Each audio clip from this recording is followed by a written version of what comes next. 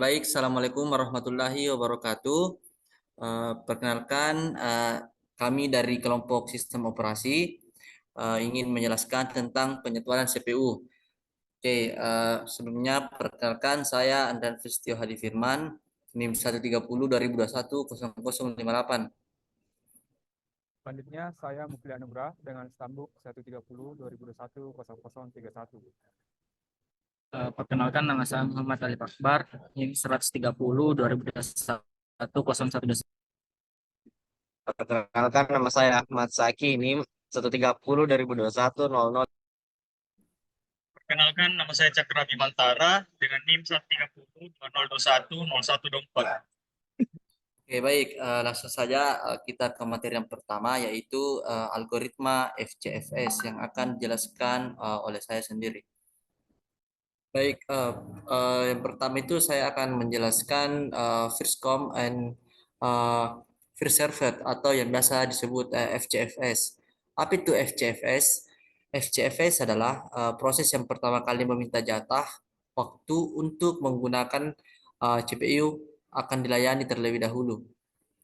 Baik, di sini ada contoh soal. Di sini ada tiga proses. Proses yang pertama itu berstemnya bernilai 24. Proses yang kedua berstemnya bernilai 6. Dan proses yang ketiga berstemnya bernilai 10.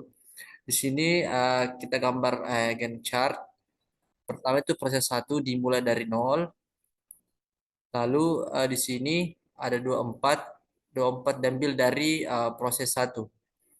Lalu di sini ada 30 pada proses 2, di mana 30 adalah hasil dari 24 ditambah dengan 6. Kemudian di sini ada proses 3, ada 40 yang di mana 30 ditambah pada proses 3 yaitu 10. Maka 10 tambah 30, 40. Selanjutnya itu hitung AWT. Oke, HWT di sini ada 0, 24, dan 30. Jadi di sini ada proses 1, tambah proses 2, tambah proses 3, lalu dibagi 3. Itu adalah rumus untuk hitung AWT. Kemudian di sini kita masukkan nilainya. Proses 1 nilainya 0, proses 2 nilainya 24, dan proses 3 nilainya 30. Maka hasil dari 24 tambah 30 yaitu 54. 54 dibagi 3 hasilnya 18. Baik, selanjutnya akan dijelaskan oleh Muhammad Mufli Anugrah. Baik, di sini langsung saja kita masuk ke algoritma SJF atau lebih dikenal dengan Short Test Job Force. Nah, sebelum kita masuk ke soal, saya akan membahas apa itu SJF. Nah, SJF di sini proses yang memiliki CPU burst paling kecil dilayani terlebih dahulu. Terdapat dua skema yaitu non-preemptive dan preemptive. Nah, di sini saya akan membahas tentang soal non-preemptive. Nah, non-preemptive itu bila CPU diberikan pada proses, maka tidak bisa ditunda sampai burst-nya selesai. Nah, langsung saja kita masuk ke soal. Nah, di sini kita mempunyai 4 proses. Nah, di mana proses pertama itu arrival time-nya adalah 0, kemudian burst time-nya yaitu 24 milisecond, kemudian di proses 2 arrival time-nya 1, dan burst time-nya 10 milisecond. Nah, di sini selanjutnya ada proses 3 dengan arrival time-nya 2, burst time-nya adalah 4. Nah, selanjutnya ada proses 4 dengan arrival time 4 dan burst time-nya 2 milisecond. Nah, di sini soalnya gambarkan Gantt chart-nya. Di sini langsung saja kita masuk di proses 1 karena di waktu kedatangannya itu ialah 0. Maka di sini kita gambarkan 0, kemudian burst time-nya itu 24 milisecond. Kita gambarkan di sini proses 1 sampai dengan 24. Nah, di sini masuk ke antrean proses 2, proses 2, proses 3, dan proses 4. Nah, kita lihat di sini yang paling kecil burst time-nya yaitu adalah proses 4 dengan burst time 2. Nah, di sini langsung saja kita masukkan lagi proses 4. Maka dari itu kita tambahkan proses 1 sebelumnya, 24 tambah 2 yaitu 26. Nah, di sini masuk lagi antrian proses 2 dan proses 3. Nah, kita lihat di sini siapa yang paling kecil burst time-nya, yaitu dari proses 3 dengan berstemnya 4. Nah, maka dari itu di sini berstem sebelumnya 26 ditambah lagi dengan 4 proses 3 yaitu 30. Nah, selanjutnya di sini proses terakhir, proses 2 yaitu 10 dengan 10 berstem. Nah, 30 ditambah 10 yaitu 40. Untuk gambar gencernya sudah selesai. Kemudian kita masuk ke perhitungan AWT-nya. Nah, di sini untuk menentukan waiting time-nya dalam satuan millisecond, di sini proses 1, kita ambil nolnya ini, kita ambil dari awal proses 1. Kemudian 0 di sini kita ambil dari waktu kedatangannya atau arrival time-nya. Jadi proses 1 itu awal prosesnya bernilai 0, kemudian waktu kedatangannya yaitu 0. Jadi 0 kurang 0 sama dengan 0. Nah, untuk proses 2, awal prosesnya itu bernilai 30. Kemudian waktu kedatangannya itu 1. Jadi 30 kurang 1 di sini sama dengan 29. Kemudian kita masuk ke proses 3.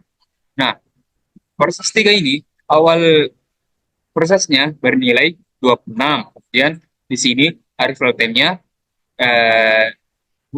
Jadi 26 kurang 2 sama dengan 24. Nah, untuk proses 4, awal prosesnya itu bernilai 24. Kemudian waktu kedatangannya atau arrival time-nya itu 4. Jadi 24 kurang 4 sama dengan 20.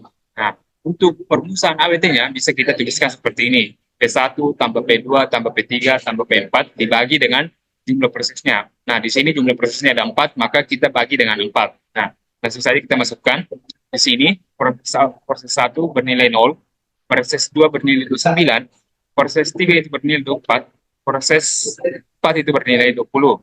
Nah, jadi kita masukkan semua, kemudian dibagi 4. Untuk jumlahnya ini bernilai 73. Nah, 73 dibagi 4 yaitu mendapatkan hasil 18,2 milisecond. Nah, untuk selanjutnya, kita masuk di pembahasan short test job course preemptive yang akan dibahas oleh Muhammad Ali Akbar. Nah, selanjutnya saya akan menjelaskan short test job first, di mana itu ada preemptive. Sebelum masuk soal, saya akan jelaskan sedikit apa itu preemptive. Preemptive adalah jika proses baru datang dengan panjang CPU bars lebih pendek dari sisa waktu proses yang saat itu sedang dieksekusi. Proses ini ditunda dan diganti dengan proses yang baru. Skema ini disebut dengan shortest remaining time first atau singkatan dari SRTF. Nah, kita akan memasuki soal di mana itu proses pertama memiliki arrival time-nya 0, burst time-nya 24. Proses kedua arrival time-nya 2, burst time-nya 10. Proses ketiga memiliki arrival time-nya 4, burst time-nya 8. Proses keempat memiliki arrival time 8, burst time-nya 6. Nah, kita akan menggambarkan gancarnya. Yang pertama itu kita mengambil P1 karena mengawal dari 0. Nah, selanjutnya ada P2 karena memiliki arrival time-nya 2, maka burst time dari P1 dikurang dari 2. Jadi sisa 22. Nah, selanjutnya ada P3 yang dimana itu memiliki arrival time-nya 4. Maka P2 dari P3 memiliki 2 detik 2 milisecond, maka burst time dari P2 dikurang 2. Jadi sisa 8. Nah, kita memasuki lagi P4. P4 memiliki arrival 8, maka arrival time dari P3 juga P3 dan P4 8 dan burst time-nya 6. Maka di sini 8 ditambah 6 jadi 14. Maka burst time dari P4 itu habis. Jadi kalau P3-nya itu burst time-nya sisa 4. Nah, setelah proses maka kita akan melihat dari burst time yang paling sedikit. Burst time yang paling sedikit adalah dari P3, yang dimana itu dia memiliki burst time sisa 4. Maka P3 itu, awal dari proses P3 itu 14 ditambah 4, maka 18. Nah, sudah itu ada P2. P2 itu memiliki burst time-nya 8.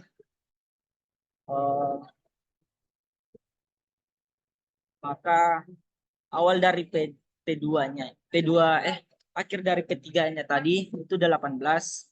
Maka P2-nya itu 18 ditambah 8. Jadi 26. Nah, terakhir itu ada P1. Maka P1-nya itu memiliki burst time sisa 22. Jadi 26 ditambah 22 yaitu 48. Nah, kita sekarang menghitung AWT-nya. Proses yang pertama itu 0 ditambah 26 dikurang 2 dikurang 0 sama dengan 24. Nah, P2-nya itu 2 ditambah 18 dikurang 4 dikurang 2 sama dengan 14. P3 4 ditambah 14 dikurang 18 dikurang 4 sama dengan 6. P4-nya 8 dikurang 8. Nah, sekarang kita menghitung AWT-nya dari proses P1, P2, P3 dan P4. Nah, di sini kita mendapatkan P1-nya yaitu 24, P2-nya 14, P3-nya 6 dan P4-nya 0. Kita akan memasukkan semua dari rumus, yaitu P1 ditambah P2 ditambah P3 ditambah P4 dibagi 4. Maka 24 ditambah 14 ditambah 6 ditambah 0 terus dibagi 4. Maka hasilnya itu 44 dibagi 4 terus hasil dari 44 bagi 4 11 ms atau milisecond. Selanjutnya akan membahas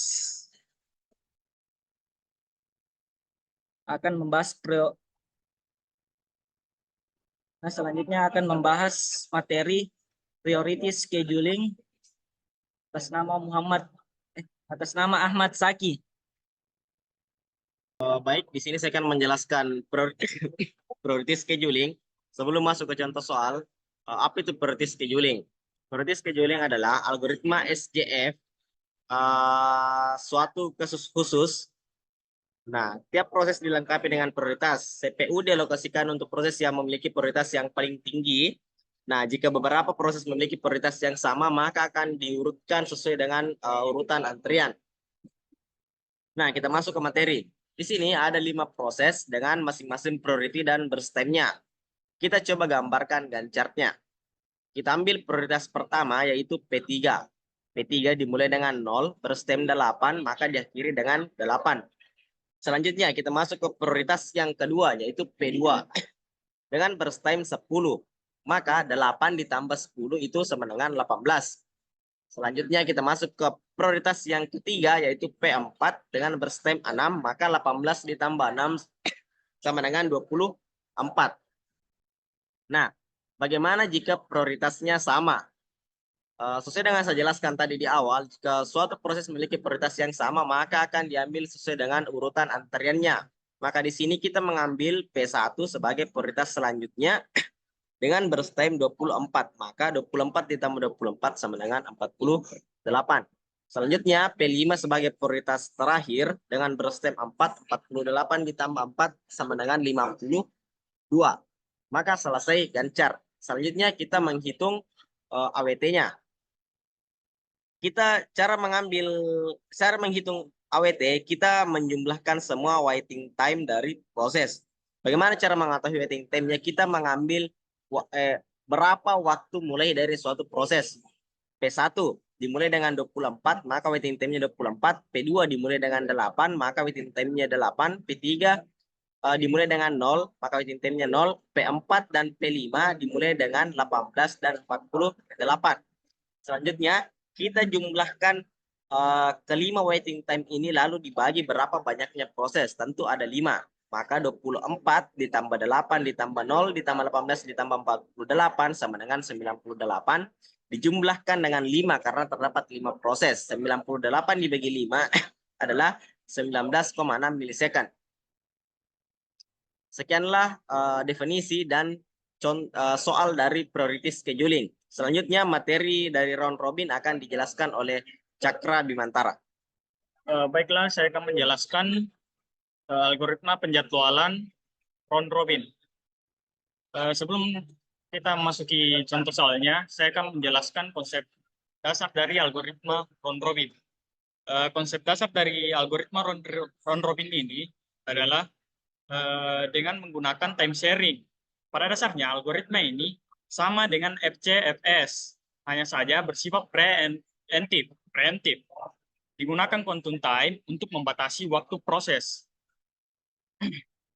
Jadi jika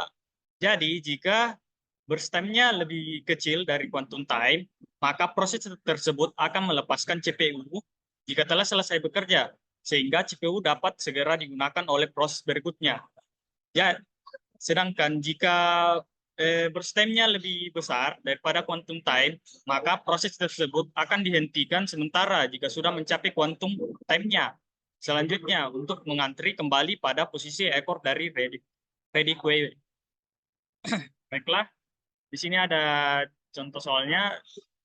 Dari proses pertama, ada proses kedua, proses ketiga memiliki quantum time-nya 4. Proses pertama memiliki burst time-nya 24.